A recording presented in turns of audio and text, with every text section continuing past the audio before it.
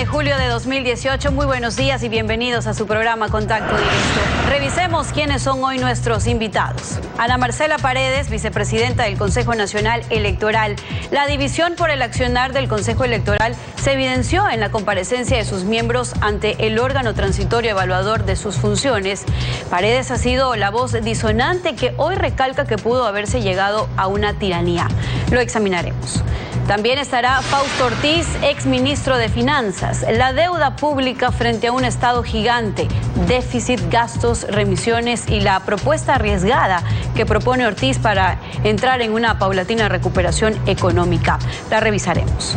Además, nos acompañará Ramiro García, presidente del Colegio de Abogados de Pichincha. El funcionamiento de una ley de extinción de dominio. ¿Es posible la retroactividad o rige para el futuro? García cuestiona aspectos de constitucionalidad. ¿Se puede recuperar lo robado en la década donde se alcanzaron los niveles más altos históricos del precio del petróleo? Lo analizaremos. La Contraloría iniciará examen especial al traspaso y administración de 69 fondos de cesantía y jubilación. La auditoría se realizará en el Banco del IES y en la Superintendencia de Bancos. Fue en 2014 cuando los fondos de jubilación y cesantía de trabajadores públicos pasaron a la administración del BIES en medio del malestar y reclamo de los beneficiarios. El fondo más grande, el del Magisterio Ecuatoriano. Ahora la administración de esos recursos está bajo la lupa de Contraloría. Su titular, Pablo Celi, anunció la mañana de este jueves que se iniciará una auditoría. Se enfoca a las instituciones reguladoras y de administración de estos recursos, en particular al Banco del Instituto Ecuatoriano de Seguridad Social, al BIES, a la Superintendencia de Bancos. La auditoría no solo se realizará a la administración de los recursos, sino también al proceso de traspaso, por lo que el análisis será del periodo comprendido de junio de 2014 hasta junio de 2018. Buscamos realizar un análisis que nos permita transparentar la situación de alrededor de 69 fondos bajo administración del BIES. El examen especial se dispuso por una serie de denuncias de los representantes de los fondos, quienes afirman que existen irregularidades en la administración de los recursos. Nosotros dejamos 405 millones de dólares. Hoy la página web que indica el fondo de cesantía indica 370 millones. Es decir, 35 millones de dólares no existen en el fondo de cesantía. Se nos ha hecho conocer que los jubilados del Fondo de Jubilación Patronal ya no somos partícipes del fondo. Se nos ha dado certificados de que nuestros valores constantes en las cuentas individuales se encuentran en cero. El plazo para finalizar la auditoría vencerá en 90 días. La actualidad, los protagonistas, el análisis y la información en Contacto Directo. ¿Cómo estás? Muy buenos días. Buenos días, Samantha. Buenos días a todos quienes nos acompañan a esta hora. El pasado martes, el Consejo de Participación Ciudadana y Control Social de Transición recibió a los vocales del Consejo Nacional Electoral dentro del proceso de evaluación que realiza a sus integrantes. Veamos un extracto de lo que fue la comparecencia de la vicepresidenta del CNE, Ana Marcela Paredes. Mi posición fue siempre disonante del cuerpo colegiado, tanto en la anterior administración como en la actual. Como por ejemplo, cuando admití que en el Consejo sí habían problemas, o cuando fui la única voz que estaba de acuerdo con el reconteo. Estos modelos institucionales aún responden a lógicas autoritarias, que si no se les restringe a tiempo pueden caer en la tiranía. Sí, dije tiranía. Nos acompaña desde los estudios de la capital Ana Marcela Paredes. Muy buenos días. ¿A qué se refiere usted cuando dice que en el Consejo Nacional Electoral hay lógicas autoritarias que podrían caer en una tiranía? Bueno, buenos días, Lenin, buenos días con el país. Efectivamente, este tipo de represalias burdas, como por ejemplo notificar a personal de mi despacho por emitir un criterio que puede ser diferenciado, pero que en una democracia es de lo más sano, a eso me refiero. Justo la tarde de ayer nuevamente ha sido notificado una nueva persona que ha trabajado 16 años en la institución. Un técnico honesto que nuevamente está cayendo en este tipo de represalias burdas simplemente por decir que efectivamente se puede hacer mejoras al presupuesto. Esa práctica autoritaria que podría llegar a la tiranía que usted destaca, ¿ha afectado los procesos electorales? Si es así, ¿de qué manera? Sí, bueno, afecta enormemente al modelo de gestión como institución, ¿no? Lo interesante, y eso lo he dicho también durante la evaluación, es que no solamente se evalúen a las personas, que después de todo somos pasajeras, sino que se evalúe también este modelo de gestión que no tiende a encontrar canales de comunicación, a tener consensos, a tener debates, que es realmente la razón de ser de un cuerpo colegiado que está para la democracia de un país. ¿Autoritarismo que nace en el seno del Consejo Nacional Electoral o que deviene desde el poder político, desde el Ejecutivo? Bueno, es un autoritarismo que está, además, legalmente todo pasa a través de la autoridad nominadora. Entonces, si es que se le está centralizando tanto las funciones a la autoridad nominadora con la capacidad administrativa para contratar, para dejar de contratar, para tomar decisiones autoritariamente, es el modelo de gestión al que también hay que evaluar. En lo objetivo, en el conteo de firmas de Yas Unidos, en la inadmisión de la candidatura de Fernando Villavicencio, en las demoras para procesar los pedidos de revocatoria de mandato, ¿hubo injerencia política? No, conmigo yo no puedo dar cuenta de ello y, como le digo, es la autoridad nominadora quien estará finalmente tomando estas decisiones, pero obviamente a través de uno como consejero es un papel bastante secundario. Ahora, yo no estuve en la época de Yas Unidos, recuerde usted que yo me quedé fuera del concurso, es decir, a mí no me dejaron ser parte de ese consejo y yo, con esa misma carpeta que fue desvalorada por el entonces Consejo de Participación, yo apliqué a una beca Fulbright y estuve casi 3 años en Estados Unidos estudiando precisamente temas de democracia. Cuando regresé había pasado todo este tema que acaba de mencionar y obviamente tendrán que actuar por ello quienes fueron los responsables. Un momento, y usted ya era consejera, una manipulación del padrón electoral que está inflado, se indicó. ¿Le consta? ¿Pudo observarlo? ¿Qué pasó allí?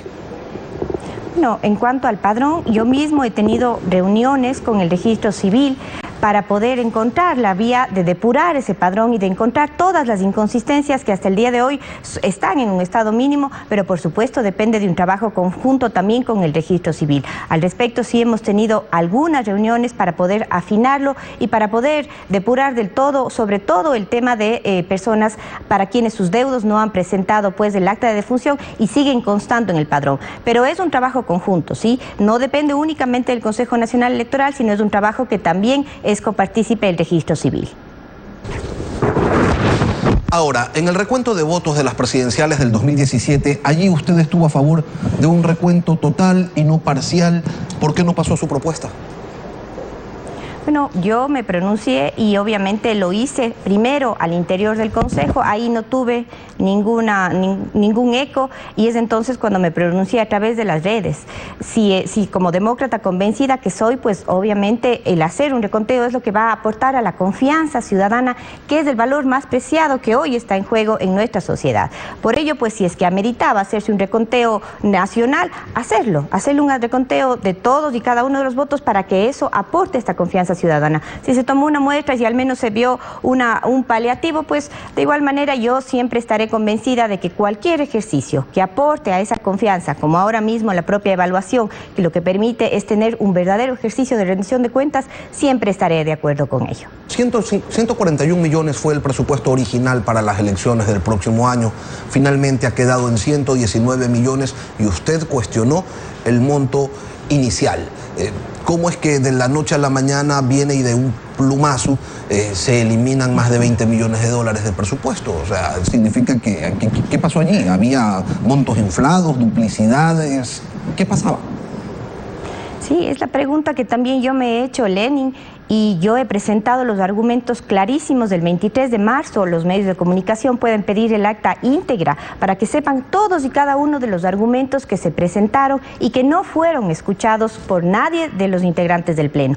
Ahí yo evidenciaba y decía, es imposible hacer un presupuesto de esta magnitud con una cifra tan inflada. Yo acabo de venir de Costa Rica, las presidenciales costaron 13 millones. Yo sé que hay otros elementos de análisis, yo sé que la población es inferior en Costa Rica, que eran unas elecciones presidenciales, pero no hay punto de relación entre 13 y 141 millones. Di todos los argumentos y uno a uno también refuté la posible, por ejemplo, inclusión de voto electrónico solo en la provincia de Santo Domingo. Era un tema que obviamente a mí me causó estupor. No podía yo aceptar que solo en una provincia se vaya a realizar un voto electrónico sabiendo que iba a costarle muchísimo más a la ciudadanía y sabiendo que ya en el 2014 hubieron muchísimas observaciones respecto a que no era un voto inclusivo, a que obviamente en una población con alta población rural no motivaba realmente al electorado a ser partícipe de una jornada electoral. ¿Cuánto iba a costar el voto electrónico en Santo Domingo? Solo en Santo Domingo iba a costar 7 millones. Entonces, a mí sí me parecía una cifra bastante onerosa, sabiendo que estamos pasando por un periodo de austeridad con el país. No había sintonía para con el sentir nacional. Y obviamente, como usted bien menciona, no sé cuál fue cómo así pudieron bajar 22 millones en cuestión de días. Eso tendrán que responder quienes pudieron después reformular este presupuesto. Pero mis críticas fueron desde el inicio. ¿Presume corrupción? Bueno, eso tendrán que hacer las autoridades encargadas, deberán analizar los temas. Como le digo, yo no tengo en ningún caso la administración directa de recursos públicos, no soy yo una tomadora de decisión y tampoco me encargo de los temas de contrataciones. En función de ello, pues quienes estén al cargo de ese tema deberán analizar, deberán hacer los exámenes especiales que se ameriten en caso de que tengan tal presunción. Un informe preliminar y reservado del Consejo de Participación Transitorio que se filtró a la prensa señala que usted, Nubia Villasís, Luz Haro y Paul Salazar están ilegítimamente autoprorrogados en funciones, actuando cuando su periodo se ha vencido y con una inconstitucional autoprórroga. ¿Cree usted entonces que ya la suerte está echada, tomando en cuenta que hasta ahora ninguno de los evaluados por el Consejo de Participación ha salido con vida, por decirlo de alguna manera? Bueno, hay que analizar ciertos elementos. En ese caso es la denuncia únicamente de una ciudadana que en donde se ha omitido primero una disposición transitoria 11ª que posibilita, digamos, que la forma de la renovación parcial sea a través de un sorteo. Omitieron eso al momento del informe y obviamente si es que no se da lectura a esta disposición transitoria, se podría ver también algún vicio de ilegalidad, se podría leerlo entre líneas. Luego, el tema de la prórroga está refrendado en un decreto que firmó el presidente de la República, en donde explícitamente dice que en caso de que los cuerpos colegiados no se haya realizado un concurso, para no dejar acéfalas los cuerpos colegiados las funciones, se autoprorrogarán. En caso de que exista la duda, de igual manera se hizo la consulta al Procurador General del Estado y él ratificó que el caso del Consejo Nacional Electoral es precisamente uno de los que cabe dentro del decreto 190 firmado por el presidente de la República. ¿Usted considera que es legítima la evaluación que está realizando el Consejo de Participación? Se lo pregunto porque, por ejemplo, la presidenta Nubia Villasís dice: no, ustedes no me pueden evaluar y si cuestionan mi legitimidad están cuestionando la suya propia.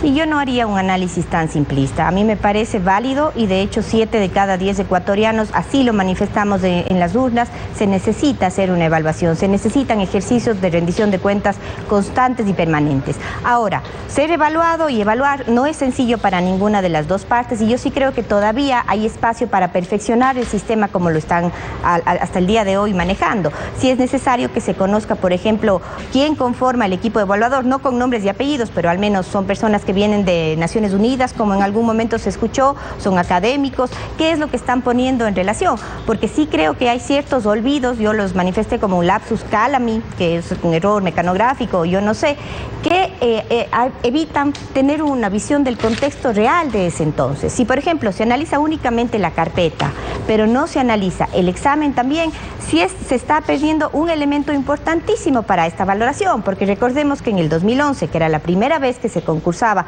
para ser parte de este consejo, equivalía a 50 puntos la carpeta y 50 el examen. A mí, en lo personal, me correspondió estudiar cerca de 2.000 preguntas en 48 horas y mi nota del examen fue de 37 sobre 50. A ese punto, muchas personas desertaron por el miedo a quedar en ridículo porque su nota vaya a ser muy baja.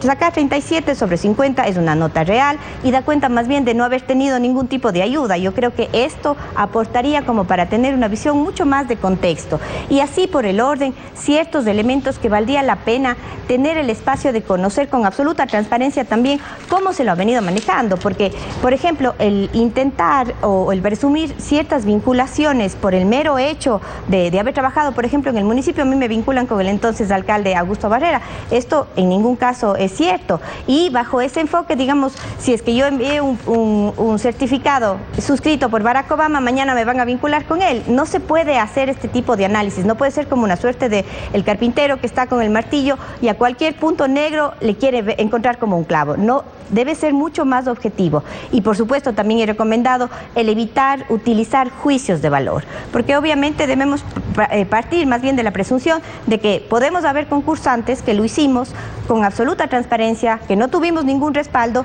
y que nos sometimos a un verdadero concurso de méritos y oposición. En ese entonces, en el 2011, yo no sabía que iba a renunciar una persona. Ana Marcela Paredes, vicepresidenta del Consejo Nacional Electoral, gracias por acompañarnos esta mañana. Tras la pausa, Fausto Ortiz, exministro de Finanzas, deuda pública, ¿cómo se la reduce si las necesidades del Estado son gigantes? ¿Hay que arriesgarse más para alcanzar un verdadero equilibrio fiscal hasta el 2021, tal como lo plantea el gobierno? Ya regresamos.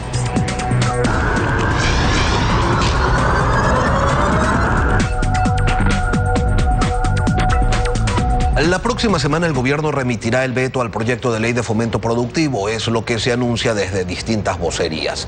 ¿Qué es lo que debe contener ese veto, tomando en cuenta que la situación del país, la situación económica, no ha dejado de ser crítica?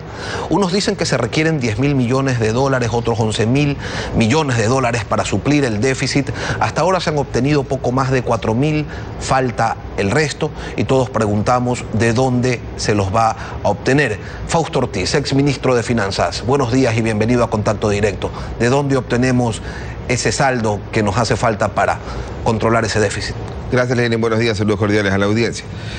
Primero, cuantificar los 5.000 millones potenciales de déficit fiscal, 6.000 millones de amortización de deuda. Sumando ambos dan estos 11.000 millones de requerimiento total de financiamiento. Como usted bien dice, han tomado 4.000 millones, faltan por conseguir algo así como unos 7.000 millones de dólares, que no todo será endeudamiento, porque buena parte se tendrá que destinar a pagar la deuda, con lo cual la deuda neta no incrementa. Estos recursos, ¿dónde hay que conseguirlos? Ya entraron la semana pasada 400 millones de dólares del FLAR. El gobierno debe estar pensando en hacer alguna colocación internacional de aquí en lo que resta del año, pero una colocación internacional cuando tenga mejores condiciones financieras, porque para el gobierno va a ser difícil ya conseguir plata al 9-10%. Seguramente deberá estar esperando que el riesgo país al menos se le baje de 600 puntos, que si es que las cosas van bien podría estar ocurriendo en el último trimestre del año. 3.000 billones economistas se han destinado para pagar deuda interna, externa. El mismo presidente hace algunos meses refirió a la necesidad de reperfilar la deuda, pero ese reperfilamiento, esa renegociación no llega. ¿Por qué? Sí, cuando a mí me han dicho de reperfilar deuda, yo digo no se desgasten en reperfilar deuda, porque si tenemos una estructura tan mal hecha de que nos toca pagar 6.000 millones de deuda en el próximo año y en este año, entonces ¿para qué reperfilar? Más bien, esfuérzate en conseguir deuda barata y seguramente vas a pagar el vencimiento próximo, que son esos 6.000 millones.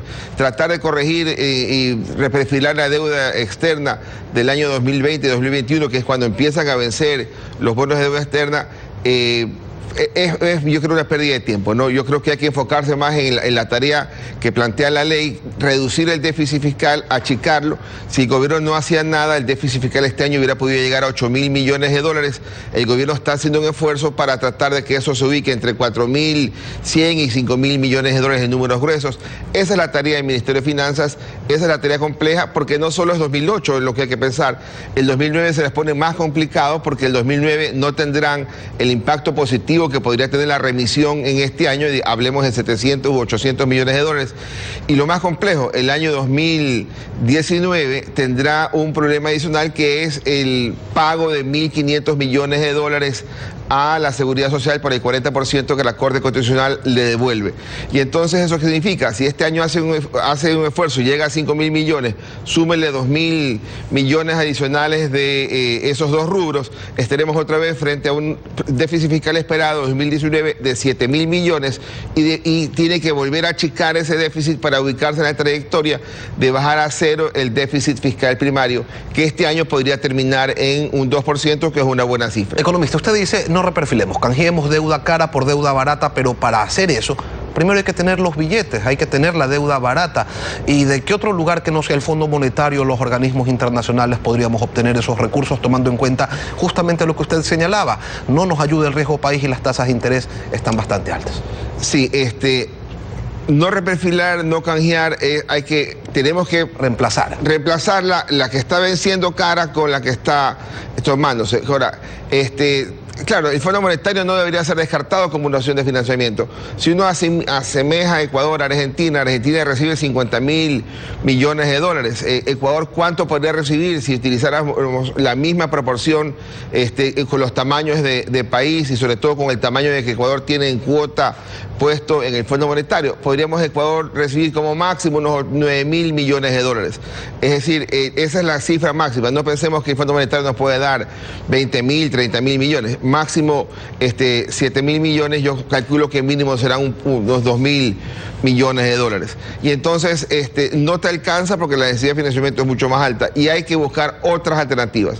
Deuda interna debe ser una alternativa siempre visible, tangible. Pero el IES ya no da más. No, pero tendrás que buscar mercados locales donde las condiciones puedan ir presentándose mejores, buscando apoyo al sector empresarial, al sector bancario, que necesita un entorno de confianza adecuado para que los depósitos vayan incrementándose. Economista, ¿no? Usted ayer indicaba en un tuit lo siguiente: hay que alejarse de las malas amistades que nos hacen daño, subsidios de combustibles, y de las drogas, déficit fiscal y endeudamiento, pero de forma gradual para que no se nos muera el paciente. En el camino, alguna medicina dolorosa, un par de puntos del IVA, podría ser necesaria.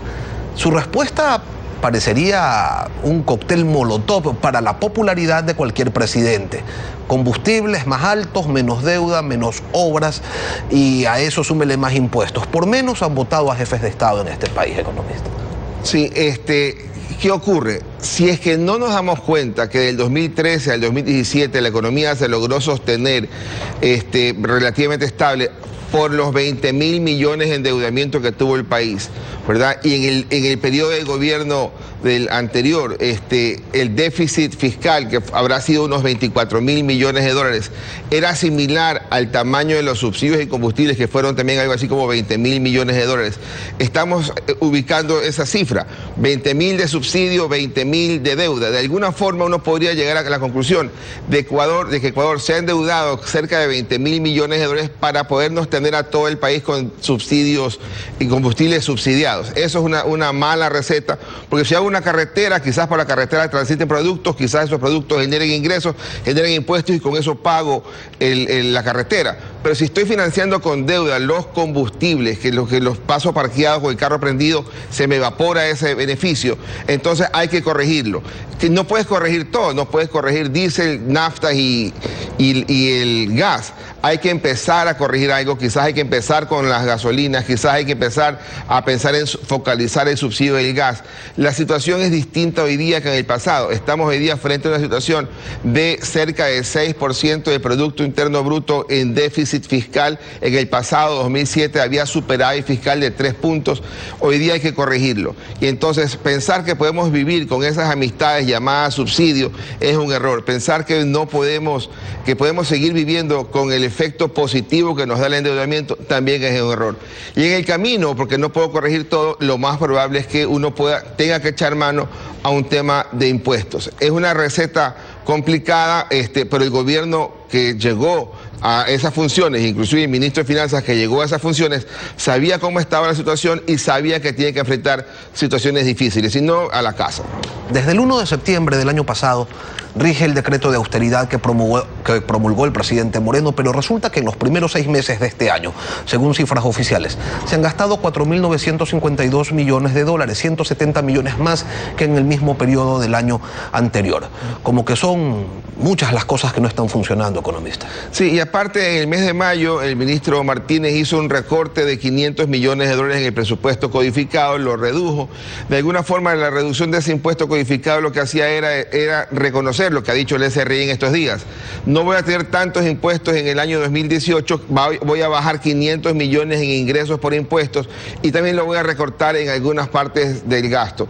Y faltan de recortar por lo menos 1.000 millones en ingresos de capital, porque el año pasado dijeron que iban a tener 3.300 millones de dólares en ingresos de capital, véase ahí petróleo y también venta de algunas empresas públicas. Hay una pequeña corrección, ya dicen ahora 2.900.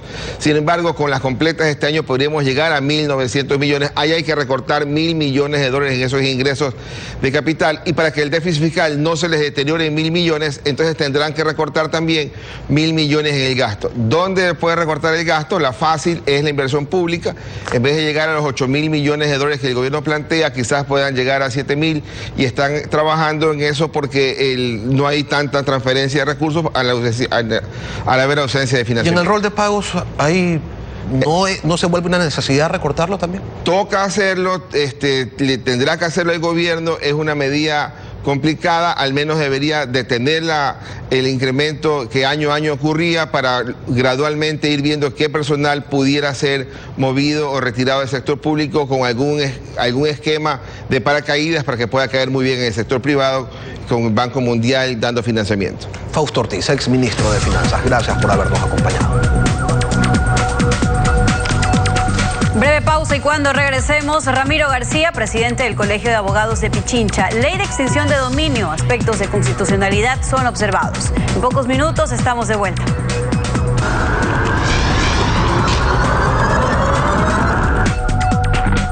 El doctor Ramiro García Falconi acudió a la Comisión de Justicia de la Asamblea Nacional para dar a conocer su criterio sobre el proyecto de ley de extinción de dominio que allí se ha empezado a debatir.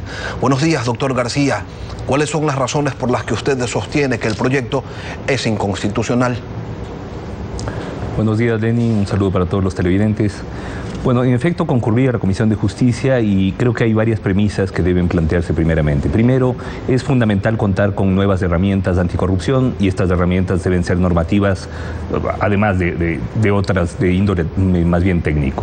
Por otro lado, no todo puede dejarse a la ley, es decir, no es que cambiamos la ley y con eso vamos a tener un entorno adecuado. Es fundamental que exista una buena implementación. Y tercero, y sobre todo, hay que cuidarse mucho de que en este tema de la lucha contra la corrupción no nos carguemos del Estado constitucional de derechos y justicia. En el caso del proyecto de ley de extinción de dominio presentado por el ex fiscal Vaca Mancheno dentro del esquema correísta, digámoslo así, parte primero de una presunción de culpabilidad. Basta con que se procese a unos bienes, porque además se procesa las cosas, no a las personas en este procedimiento especial que se crea, para que se presuma que estos bienes son de origen ilícito. Quien define la ilicitud de esos bienes es un fiscal, sin necesidad de la existencia de una sentencia previa. Pero no solo esto, sino que el proceso que se crea es un proceso regido por el Código General de Procesos, no por el Código Orgánico Integral Penal, y lo conoce un juez de lo civil. Es decir, es un galimatías, es una fanesca incomible que creo yo debería ser totalmente reformulada. Nosotros como Colegio de Abogados de Pichincha, la próxima semana vamos a presentar ante la Asamblea y ante la opinión pública todo un proyecto de ley, todo un proyecto de reformas al Código Orgánico Integral Penal. Es fundamental ampliar el comiso de manera que pueda llegar a terceros para los casos de testaferrismo. Es fundamental ampliar el comiso también, o mejor dicho, extender el comiso para aquellas personas que evadan la administración de justicia, por ejemplo, quien no se presenta a la audiencia de juzgamiento pese a haber sido convocado, o quien está que tiene orden de prisión preventiva y no se presenta, no concurre ante la justicia. En ese caso puede caber un comiso anticipado. Sí, pero ojo, insisto, los temas de anticorrupción tienen que implementarse sin vulnerarse las garantías y los derechos establecidos en la Constitución y en la Convención Americana de Derechos Humanos, de la que somos signatarios como país. ¿Y la retroactividad, doctor, que también se plantea en este proyecto? Vea, ahí no me parece que existe retroactividad. Ahí no hay. Con el tema de la retroactividad yo creo que no hay problema, porque, ojo, yo creo que no existe retroactividad si se aplica a un proceso que se inicie, aun cuando se inicie posteriormente. Recordemos que todo proceso penal, por ejemplo, se inicia posteriormente a la comisión de un delito, y todo delito, o la mayoría de delitos, puede generar un efecto patrimonial también, es decir, los efectos patrimoniales de la comisión de delitos. Ahora la pregunta es, ¿cómo combato la corrupción, o cómo ejecuto estos efectos patrimoniales de los delitos a través de una ley? Yo creo que el tema de la retroactividad no es un lío. Eso, porque, ojo, acá no estamos creando una responsabilidad adicional. Lo que estamos creando es herramientas para que la responsabilidad patrimonial derivada del delito pueda hacerse efectiva. Entonces no existe retroactividad. Pero lo que sí, a partir de una presunción de culpabilidad, revertir la carga de la prueba, establecer que el acto ilícito no debe ser calificado como tal a través de una sentencia, sino de una declaración, una mera declaración de fiscal, y que esto además lo pueda decidir un juez de lo civil, fuera de los estándares probatorios y de certeza exigidos en el ámbito penal. Yo creo que eso sí vulnera toda garantía constitucional. Que debe ser un juez civil porque se trata de una sanción de carácter patrimonial y no penal, es lo que señalan los defensores del proyecto. Creo que esa es una concepción totalmente errónea, porque el juez de lo penal está obligado a establecer también los defectos civiles, los defectos patrimoniales de la comisión de delitos. Ojo, en este caso el juez de lo civil puede actuar independientemente de lo penal, y la parte que me pareció espeluznante, aún con una declaratoria de inocencia. Es decir, se establece que aún con un sobreseimiento podría iniciarse este procedimiento especial en contra de las cosas, en contra de bienes, y establecerse que son de origen ilícito. Entonces hay una contradicción, porque si una persona es sobreseída es porque no se han encontrado pruebas de su participación en el delito, sin embargo de lo cual puede acudirse a este procedimiento especial. ¿Cree usted, doctor, entonces que podría ser una herramienta de persecución? Sin lugar a dudas. Y en un país con una institucionalidad tan débil como la nuestra, sería un instrumento peligrosísimo, pero además de clara utilización política. Esto no tiene sentido. Tenemos que enmarcarnos en la Constitución, tenemos que enmarcarnos en la Convención Americana de Derechos Humanos, tenemos que luchar contra la corrupción, sin duda. Por ejemplo, ¿por qué se mantiene el informe de Contraloría como requisito previo para los casos de peculado? ¿Por qué no se vuelve a incluir a los funcionarios públicos en el tipo penal de prevaricato? Eso es lo que usted va a proponer, doctor, esas reformas que usted va a proponer la próxima semana. Por supuesto, y reformas también al 69.2, me refiero al comiso. ¿Cómo hacemos efectivas las responsabilidades patrimoniales derivadas de la comisión de delitos? Eso es fundamental. Pero usted decía hace un momento, no solamente con leyes se va a combatir la corrupción, ¿qué otras cosas hacen falta para recuperar lo robado, no solamente en la última década, sino mucho tiempo atrás también?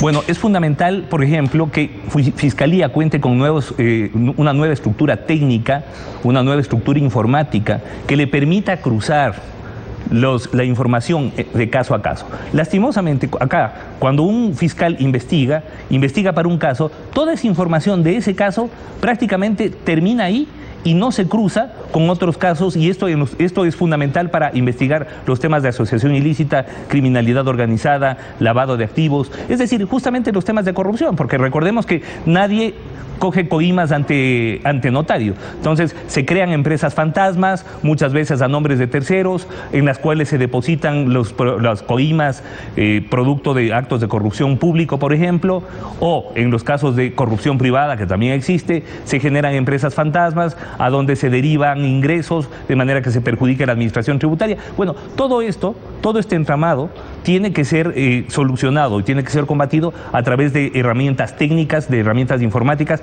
que ya existen y que están disponibles ya en el mercado para las fiscalías a nivel mundial. Entonces yo creo que no todo es normativo, creo que es fundamental también tener fiscales y jueces mejor preparados, eso es básico. Debo decir que el nivel de nuestra administración de justicia, al menos en el sistema penal, es deplorable, y eso el Consejo de la Judicatura de Transición pues tiene que iniciar acciones dirigidas hacia mejorar académicamente el nivel de los jueces y de los fallos, ¿no?, que producen. Doctor, para quedar claros entonces, sí a una ley de extinción de dominio, pero respetando los derechos humanos, garantizando la presunción de inocencia, que se recupere, que se castiguen los patrimonios, pero posterior a una sentencia. Sin lugar a dudas, o por lo menos posterior a un llamamiento a juicio. Porque ¿qué pasa, por ejemplo, con el procesado que es llamado a juicio y luego no comparece a la audiencia de juzgamiento? ¿Qué es lo que sucede normalmente en los casos en los que políticos o, digamos, altos cargos de un gobierno o del empresariado son procesados? Se van fuera del país y están a la espera de que por el paso del tiempo prescriban las causas. Entonces, en ese caso yo creo que ahí sí cabe un comiso anticipado y, ojo, sea por la vía de una ley de extinción de dominio o por la vía del comiso que ya está establecido en el Código Orgánico Integral Penal, es fundamental generar las estructuras de lucha contra la corrupción, pero vuelvo y repito, sin cargarse derechos y garantías que tanto nos ha costado construir. La modificación de estas estructuras se viene planteando desde hace años. Hizo una propuesta el entonces fiscal Washington Pesantes, luego hizo otra, usted hacía referencia a la del exfiscal Carlos Baca. Los legisladores en todo este tiempo se han hecho de la vista gorda, quizás, no sé, haciendo un espíritu de cuerpo allí con los corruptos. Su lectura, doctor. Bueno, yo creo que en general la política ha sido siempre bastante cauta a la hora de establecer herramientas que puedan aplicarles luego a ellos.